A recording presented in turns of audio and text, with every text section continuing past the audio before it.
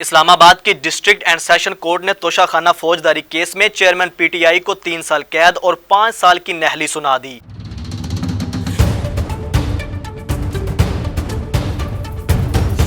امرا نیوز نے 3 دن پہلے ہی خبر دے دی تھی کہ عدالت مزید عمران خان کو مہلت نہیں دے گی۔ عمران خان اور پی ٹی آئی کی امیدوں پر ایک بار پھر پانی پھر گیا ہے۔ عمران خان اور اس کے وکلاء نے عدالتوں سے بھی رائے افراد کرنا شروع کر دی ہے۔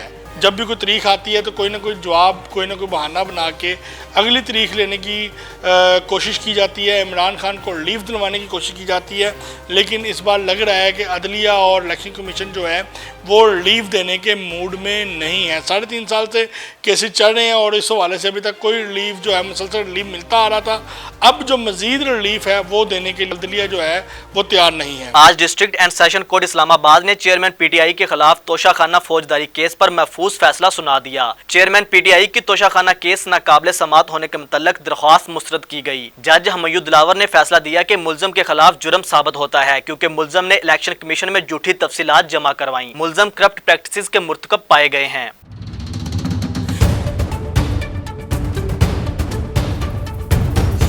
چیئرمین پی ٹی آئی کو عدالت نے صبح 8:30 بجے طلب کیا تھا، لیکن وہ آج عدالت پیش نہیں ہوئے۔ سماعت کے آغاز پر جج حمید دلاور نے استفسار کیا کہ کوئی پی ٹی آئی کی جانب سے وکیل آیا ہے۔ جج کی جانب سے توشہ خانہ کیس متعدد بار کال کیا گیا۔ پی ٹی آئی کی جانب سے کسی کے پیش نہ ہونے پر جج نے الیکشن کمیشن کے وکیل امجد پرویز سے استفسار کیا کہ کوئی کچھ کہیں گے، کوئی شعر و شاعری ہی سنا دیں۔